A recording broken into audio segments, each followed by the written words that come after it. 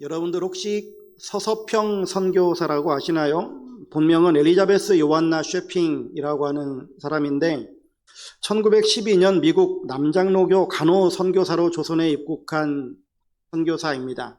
근데 이 선교사는 가장 낮은 곳에서 소외된 이들을 돌보면서 교육의 기회가 없던 여성들을 위해서 배움터를 만들었던 사람이거든요. 앞에 화면 보시면 5가지의 큰 사역들을 했었는데 조선의 의식주를 공유한 토착화 선교를 하였습니다. 그래서 이 서서평 선교사는 완전한 조선인화가 되어져서 사역을 했거든요. 한복을 입고 고무신을 신고 된장국을 먹으면서 조선인과 똑같은 모습으로 살았습니다.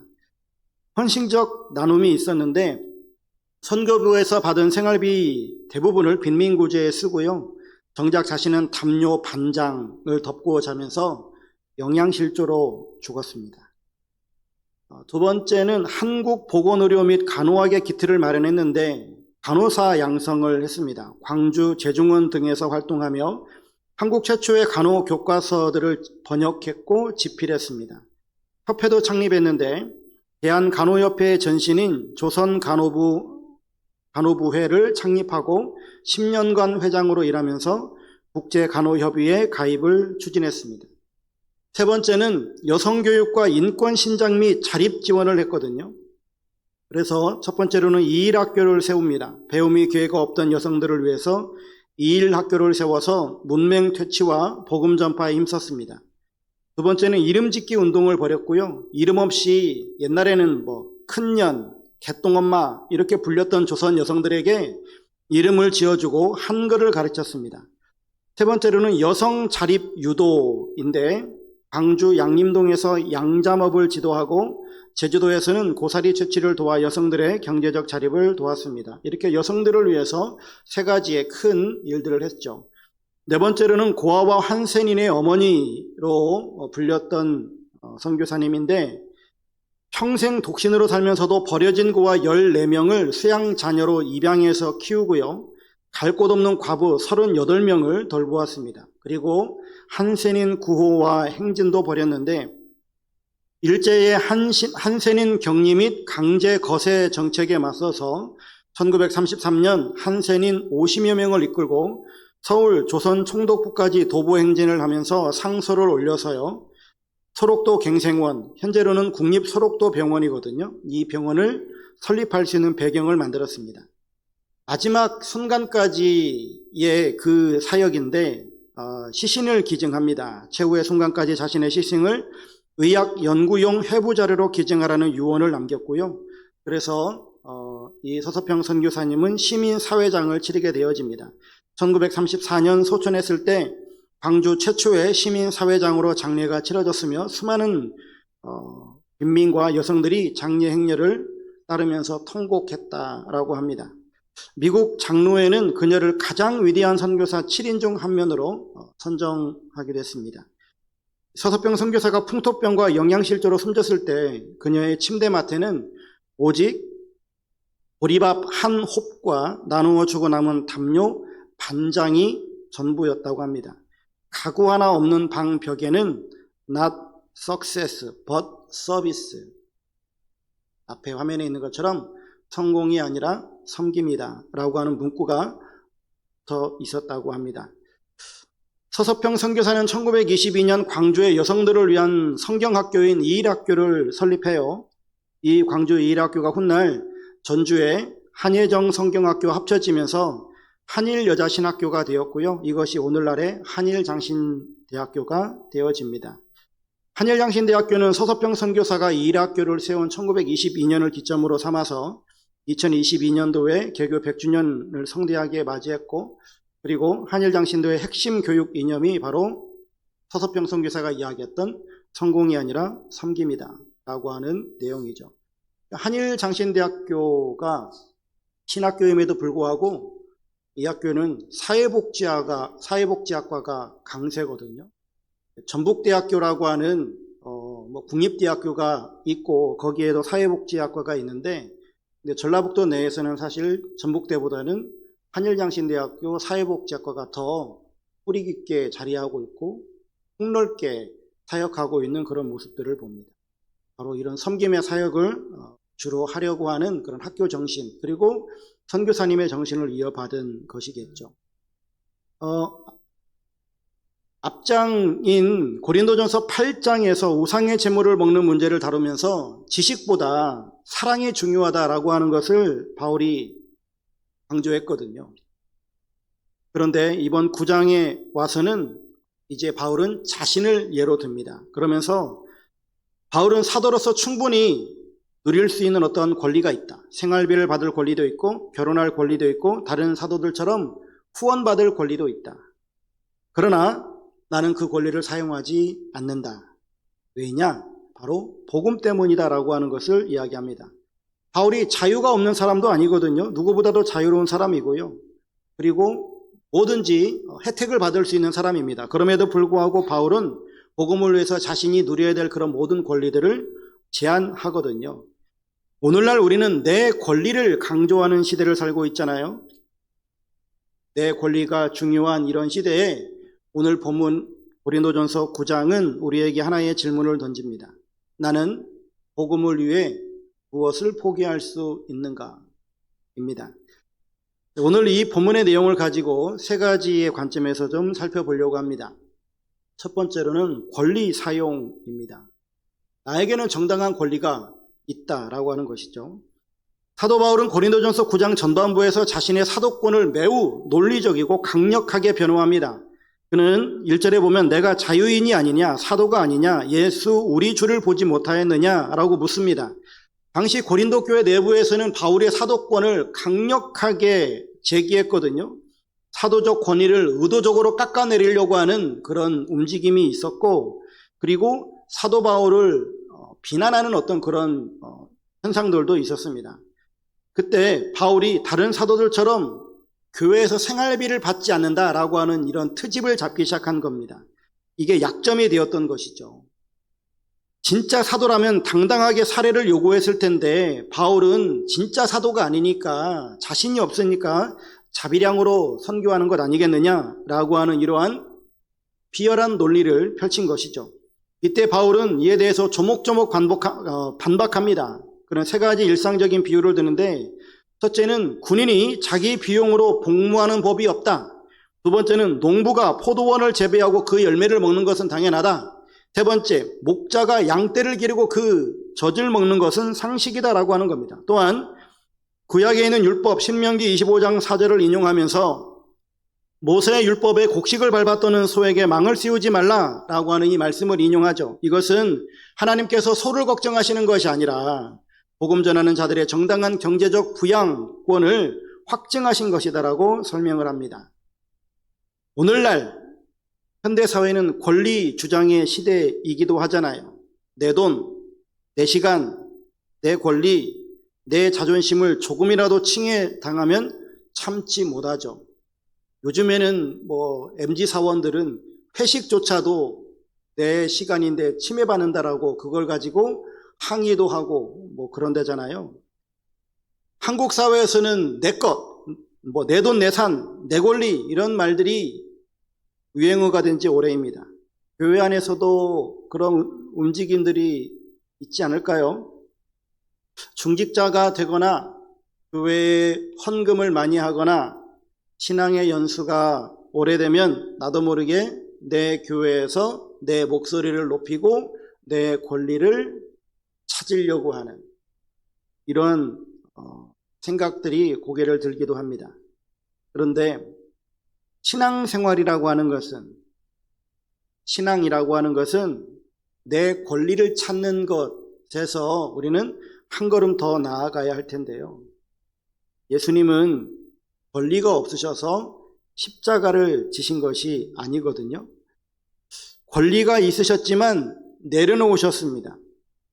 빌립보서 2장 말씀처럼 자기를 비워 종의 형체를 가지사라고 말씀하신 것처럼 주님은 권리를 포기하셨던 것이죠.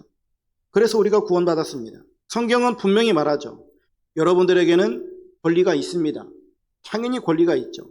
열심히 일한 대가를 요구할 권리가 있고요. 교회에서 존중받을 권리가 있고요. 억울한 일에 대해서 해명할 권리가 분명히 있습니다. 성경은 그것을 불법이라 말하지 않습니다. 그러나 하나님의 자녀가, 그리스도의 제자가 어떻게 살아가야 할 것인가에 대한 답도 주고 있습니다. 예전에 유행했던 단어가 생각이 나는데 예수님짜리 혹은 예수짜리라고 하는 단어입니다. 모든 물건에는 그 물건에 맞는 가격과 가치가 있죠. 제가 들고 있는 이 아이폰도 가치가 있을 겁니다. 아이패드, 볼펜, 이런 리모컨 다 가격이 있고요. 가치가 있어요.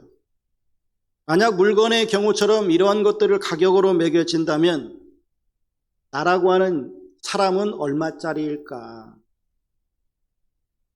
뭐 돈으로 환산이 될 수도 있겠죠. 뭐 사람이 사고가 나면 그 인생을 놓고서 이제 가격을 매기죠. 그래서 뭐 보상금을 얼마 주고 이렇게도 하잖아요.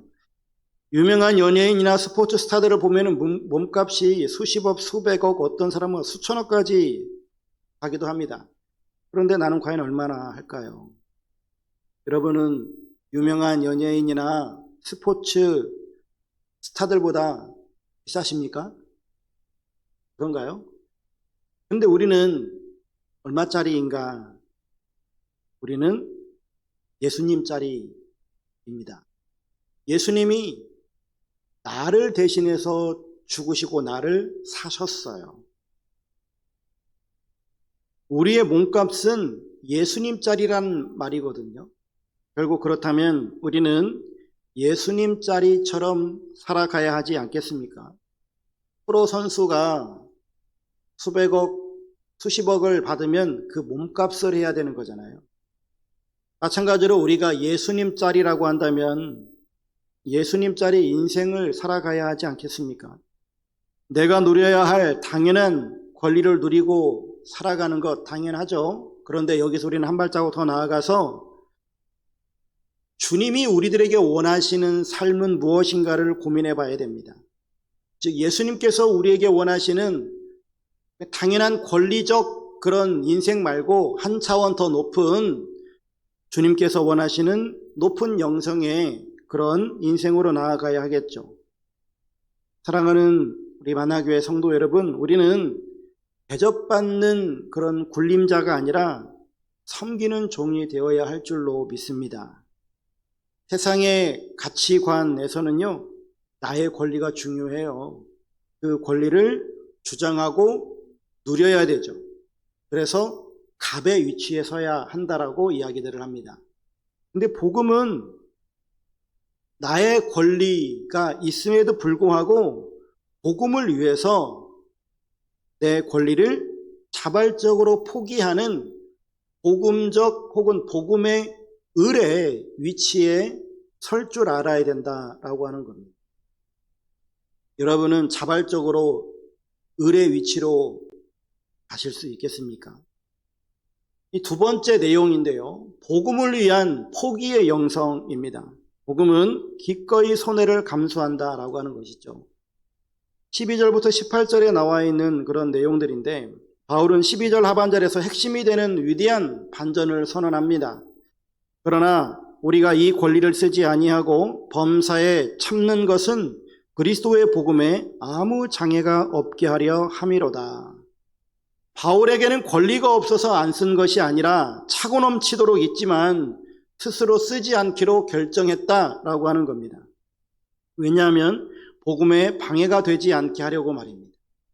나도 당연히 내 권리를 인정할 수 있고 나도 사례비를 받을 수 있고 나도 후원을 받을 수 있지만 그러나 내가 그렇게 하지 않는다. 나는 자비랑으로 섬기겠다라고 이야기를 하는 겁니다.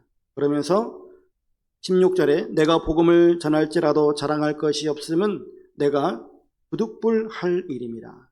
여기서 말하는 부득불이라고 하는 말은 반드시 해야 하는 사명이다라고 하는 것이죠. 다메섹 도상에서 부활하신 예수님을 만난 바울은 복음의 거대한 빚진 자라고 자기 자신을 그렇게 인식하기 시작했습니다. 빚진 자가 빚을 갚으면서 내가 대단한 일을 했다. 내가 당신에게 대단한 일을 했다라고 그렇게 이야기할 수 있습니까? 빚진 자가 빚을 부어준 사람에게 당연히 갚아야 되는 거죠. 그 갚아주면서 와, 나 위대하다고, 나 대단한 일을 했다라고 그렇게 자랑하는 사람은 아무도 없어요.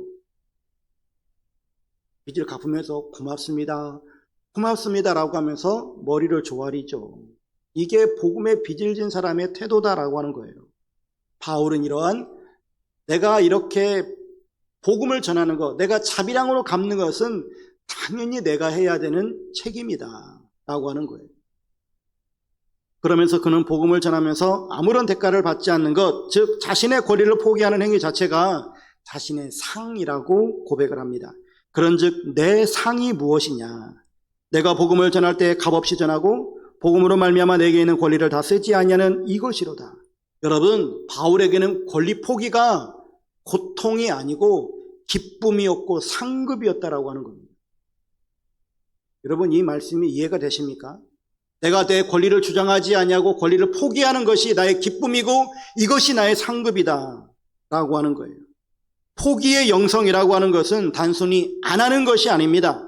이것은 더 큰 것을 위해서 작은 것을 버리는 거예요. 현대 사회 속에서도 이런 포기의 영성을 가진 사람들이 교회가 아니고 세상에도 널리고 널렸어요. 엄청 많아요. 세상에도 보면은 봉사의 기쁨을 가지고 살아가는 사람들이 있어요.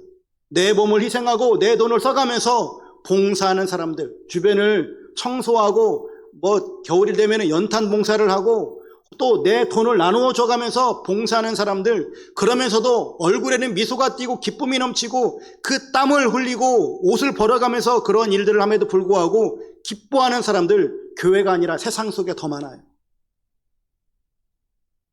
그런데 기독교인이라고 하고 그리스도의 사랑을 받았다라고 하는 우리가 그러한 것을 모르고 살아가고 있다. 이런 포기의 영성을 모르고 산다. 나는 포기할 줄 모른다. 내 권리를 나는 주장해야 되겠다라고 한다면 이것은 예수님과는 전혀 상관이 없는 삶이죠. 예수님은 그 하늘 보좌라고 하는 그 권리를 버리시고 이 땅에 오셔서 나를 위해서 죽어주셨는데 나는 그러한 포기의 영성이 없다? 이것은 잘못된 것이죠.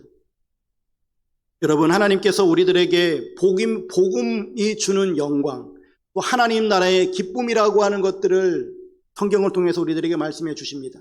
우리는 그러한 복음의 기쁨과 그런 영광들을 이미 너무나 잘 알고 있습니다. 그러하다면 우리는 복음을 위해서 세상 속에서 내가 누려야 될 그 모든 것들이 있다 할지라도 그것을 배설물처럼 여길 줄 아는 그러한 지혜가 있어야 되지 않을까요? 우리가 권리를 포기할 때 세상은 우리를 바라보면서 그리스도의 향기를 맡을 수 있고 그리스도의 편지를 읽을 수 있고 우리를 바라보면서 그들이 하나님을 만날 수 있지 않겠습니까? 이것이 바로 우리가 회복해야 할 제자의 영성인 줄로 믿습니다. 오늘날 예수를 믿는 목적이 이 땅에서 복받고 내 마음 편안하고 내 자녀가 잘 되는 자아 성취의 도구가 되어버리고 있는 현대 이 기독교의 모습을 바라보면서 전도도 선택사항이 되어버렸고 영혼 구원에 대한 애끓는 심정은 아예 없는 이러한 기독교라고 한다면 우리는 우리가 신앙생활하고 있는 이 신앙을 다시 한번 생각해 봐야 됩니다. 나는 기독교라고 하는 종교를 믿고 있는가? 아니면 참신이요 그리고 우리에게 참 복음을 주신 하나님의 복음을 믿고 있는가? 여러분, 한 주간 살아가시면서 여러분의 삶 가운데 자발적 손해를 선택해 보시기 바랍니다. 여러분이 권리를 포기하는 그 틈새로 그리스도의 향기가 발할 줄로 믿습니다. 그것이 바로 세상을 변화시키는 제자의 삶이죠. 세 번째는요, 더 많은 사람을 얻기 위해인데 복음은 모든 사람을 품게 한다라고 하는 겁니다. 바울은 이제 권리 포기의 궁극적인 목적과 방법을 제시합니다. 19절 말씀을 보면 내가 모든 사람에게서 자유로우나 스스로 모든 사람에게 종이 된 것은 더 많은 사람을 얻고자 함이라 라고 말합니다. 바울은 자신이 누려야 될 자유와 권리를 가지고 더 많은 사람을 얻기 위해서 종이 되기를 선택했다라고 하는 겁니다. 그러면서 유대인들에게는 내가 유대인과 같이 되었다. 율법 아래에 있는 자들에게는 율법 아래에 있는 자같이 행동했다. 율법 없는 자들에게는 율법 없는 자와 같이 되었다. 약한 자들에게는 약한 자 같이 되어졌다. 바울은 유대인이잖아요. 그래서 유대인같이 행동합니다. 디모데에게 할례를 행하는 모든 모습, 율법 아래에 있는 자들에게 율법 아래에 있는 자같이 행동했다. 결례를 행할 필요가 없었지만 예루살렘 성전에 갔을 때 결례를 행하고요. 율법 없는 자에게는 율법 없는 자같이 행동하죠. 아레오바고 설교에서도 그리스의 시인을 인용하는 것처럼 이방 문화와 언어들을 사용하면서 그들에게 다가갑니다. 약한 자들에게는 약한 자같이 되어지죠. 8장에서 우상 제물에 대해서 양심에 거리끼는 자들을 위해서 나는 평생 고기를 먹지 않을 수도 있다라고 하는 이런 선언을 하죠. 22절 하반절에서 바울은 절규하듯 고백합니다. 내가 여러 사람에게 여러 모습이 된 것은 아무쪼록 몇 사람이라도 구원하고자 함이니. 바울은 생명을 구원하기 위해서 이렇게 자기 자신은 권리를 포기하였고, 그리고 내가 다가가야 될 그 사람들을 위해서 그들처럼 되어져가는 이런 모습들을 설명해 주고 있습니다. 우리는 종종 우리처럼 되라고 이야기를 하잖아요. 믿지 않는 사람이 교회를 나오게 되어지고 등록하면 우리처럼 되라, 우리처럼 예배해라, 우리처럼 기도해라, 그리고 우리처럼 신앙생활해라. 예, 이게 맞죠. 그리스도를 닮아가는 모습으로 살아가는 것, 이것이 맞기는 하나, 바울은 내가 너희에게 다가가겠다라고 하는 삶으로 나아가거든요. 예수님도 하늘 보좌를 버리시고 성육신 하시잖아요. 하늘 보좌를 버리시고 이 땅에 오셨습니다. 그리고 인간의 모습으로 오시죠. 그래서 선교 중에서 가장 위대한 선교는 성육신 선교예요. 하나님께서 이 땅의 모습으로 오시는 것. 그리고 우리가 선교하는 것도 마찬가지죠. 그들의 모양대로, 그들의 모습대로 우리는 선교하러 갑니다. 한국 선교 초기에 오신 선교사님들을 한번 생각해 보십시오. 그들은 푸른 눈의 서양인이었지만 조선 땅에 오자마자 양복을 벗어던지고요, 도포를 입고 갓을 썼습니다. 온돌방에서 쭈그려 앉아서 맵고 짠 음식을 먹기 시작했죠. 서양 의학의 혜택을 누릴 수 있는 권리를 포기하고 전염병에 창궐하는 마을로 뛰어들어갔습니다. 그들이 서양인으로서 세련된 문화적 권리를 포기하고 이 땅 조선에 들어와서 자기들이 믿는 신, 서양신을 우리들에게 소개할 때 우리가 그 서양 선교다리를 바라보면서 하나님을, 예수님을 서양신으로 믿지 않았습니다. 그거를 우리의 신으로, 나의 신으로 우리가 믿기 시작했어요. 서양신이잖아요. 지금도 뭐 이야기하는 것처럼, 예수님 유대인이잖아요. 이스라엘 사람이잖아요. 근데 우리는 그 예수님을 이스라엘 사람이라고 여기지 아니하고 나의 주님으로 받아들입니다. 이게 바로 우리가 어떻게 선교해야 되는가, 어떻게 세상에 있는 사람들에게 우리가 다가가야 되는가라고 하는 것을 보여주는 거예요. 최근 젊은 목사님들의 사례들도 있는데 MZ세대 청년들에게 접근하고자 전통적인 목회자의 권위를 내려놓고 청년들과 함께 게임을 합니다. 그들이 즐겨 듣는 음악을 들으면서 그들의 고민에 귀를 기울입니다. 제가 지금 이렇게 넥타이를 메고 양복을 입고 있지만 요즘 서울에 있는 많은 교회들 그리고 많은 젊은 목사님들이 이제 넥타이를 안 맵니다. 그냥 라운드 티셔츠 하나 입고 강단에 서기도 합니다. 기성세대들이 바라봤을 때 권위가 없어 보이고 어떻게 하나님 앞에 예배를 드리면서 저 꼴로 예배를 드리고 있냐라고 말할 수도 있겠죠. 이것은 지금 과도기니까 이것이 어떻게 비춰질지는 모르겠습니다. 10년, 20년이 지난 후에 과연 그것이 정착이 되어질까? 아니면 이렇게 양복 입고 정갈하게 입고 그리고 더해서 가운도 입고 스톨도 하는 그런 예배를 드려야 될까? 지금 우리 만락교회에서는 제가 가운을 안 입죠. 그런데 많은 교회들에서는 목사님들 대부분 가운을 입습니다. 그 가운을 입고 여기 이렇게 쭉 내리는 스톨하고 하는 그런 모습들을 통해서 목사님의 권위가 살고 목사님이 목사님답고 그렇게 보여지는 것, 예, 그것도 중요할 수 있습니다. 그런데 그 세대들에게 보여지는 권위보다도 더 중요한 것은 무엇일까? 우리가 이것을 더 고민해 봐야 하거든요. 잃어버린 한 영혼들을 얻기 위해서 그 젊은이들의 그런 취향들을 따라가면서 그들에게 접근하고 그들에게 대화를 시도하고 그들과 마음이 통해지고 그러면서 그들의 상한 마음을 치유하고 그러면서 그들을 복음으로 초청하는 이러한 목사님들의 그런 사역들을 존중해 줄 필요가 있다고 생각이 되어져요. 예수님도 당시 종교 지도자들에게는 엄청난 욕을 얻어먹지 않았습니까?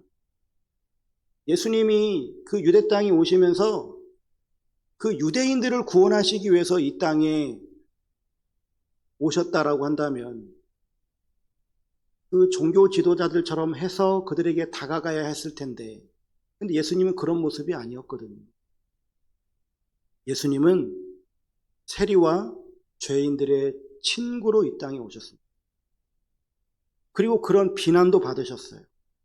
가장 낮은 곳에서 그들과 함께 먹고 마셨습니다. 왜요? 그들을 구원하시기 위해서요. 근데 이런 말씀을 들으면 여러분 마음 가운데 억울함과 지침을 가지고 있으신 분들도 있을 겁니다. 목사님, 저는 가정에서 직장에서 정말 복음 때문에 참고 또 참았습니다. 내 권리를 주장하지 않고 양보하며 살았는데 돌아오는 것은 무시와 이용당한 뿐이었습니다. 언제까지 나만 손해보고 나만 바보처럼 살아야 합니까? 라고 질문하실 수도 있을 거예요. 예, 맞습니다. 권리를 포기하고 종이 된다라고 하는 것은 피를 말리는 고통이에요. 자존심이 상해서 밤잠을 설치고 가슴을 치며 울어야 되는 외로운 길일 겁니다. 그러나 기억하십시오. 주님이 이미 그 길을 걸어가셨고요. 주님은 여러분들의 그 눈물과 그 억울함을 알고 계십니다. 여러분이 주님의 복음을 위해서 자존심을 꺾고 권리를 포기했던 그 순간 주님은 하늘의 위로로 여러분의 상처를 어루만지고 계신 줄로 믿습니다. 여러분이 바보처럼 손해본 그 자리가 바로 예수 그리스도의 십자가가 서 있는 자리인 줄로 믿으시기를 바랍니다. 여러분들의 포기는 무능해서가 아니고요, 영혼을 살리기 위한 거룩한 선택이에요. 이것은 영적 거장들만 걸어갈 수 있는 위대한 순종의 길입니다. 주님이 말씀하십니다. 수고했다 내 아들아, 고맙다 내 딸아, 네가 나를 위해서 너의 권리를 내려놓았으니 내가 하늘의 가장 좋은 곳으로 너의 삶을 채워주마. 우리 주님께서 여러분들을 위로하실 줄로 믿습니다. 이러한 여러분들 가운데 생수가 솟아나는 기쁨이 있기를 주의 이름으로 축원합니다. 오늘 우리는 고린도전서 9장을 통해서 복음의 종이 된 사도 바울의 위대한 역설을 보죠. 첫째, 그리스도인들에게는 당당하게 누릴 권리와 자격이 분명히 있다. 둘째, 그러나 참된 그리스도인은 복음의 진보를 위해서 영혼 구원의 장애물이 되지 않기 위해 그 당연한 권리를 자발적으로 포기한다. 세 번째, 한 영혼이라도 더 구원하기 위해서 스스로 모든 사람이 종이 되어 그들의 눈높이로 내려간다. 이 모든 삶의 원동력이 어디 있겠습니까? 바로 예수님 아니시겠어요? 빌립보서 2장에도 그는 근본 하나님의 본체시나 하나님과 동등됨을 취할 것으로 여기지 아니하시고 오히려 자기를 비워 종의 형체를 가지사 사람들과 같이 되셨고, 우주 만물의 주인이신 예수님께서 피조물과 같은, 그러니까 피조물인 우리를 위해서, 우리를 구원하시기 위해서 하늘 영광을 포기하시고 이 땅에 오셨습니다. 그분이 권리를 포기하셨기 때문에 우리가 생명을 누리고 있어요. 그분이 수치를 당하셨기 때문에 우리가 영광을 얻게 되어졌습니다. 그분이 종이 되셨기 때문에 우리가 진정한 자유인이 된 줄로 믿습니다. 이제 그 은혜를 입은 우리 차례입니다. 이제 이 시간 가슴에 손을 얹고 결단했으면 좋겠습니다. 나는 이제 대접받으려는 권리를 내려놓고 먼저 섬기는 종의 길을 걷겠습니다. 여러분, 억지로 참는 건 고통이에요. 하지만 복음을 위해서 자발적으로 포기하는 것은 거룩한 자부심입니다.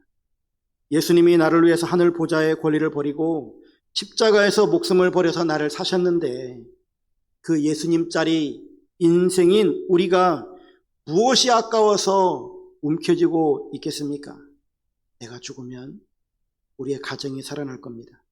내가 썩으면 우리 교회가 살아날 겁니다. 내가 종이 되면 내 이웃이 예수님을 만나게 될 줄로 믿습니다. 이러한 주님 뜻대로를 선택한 바보, 제목이 좀 이상할 수도 있겠지만 주님 뜻대로를 늘 선택할 수 있는 우리의 삶이 되시기를 주의 이름으로 축원합니다.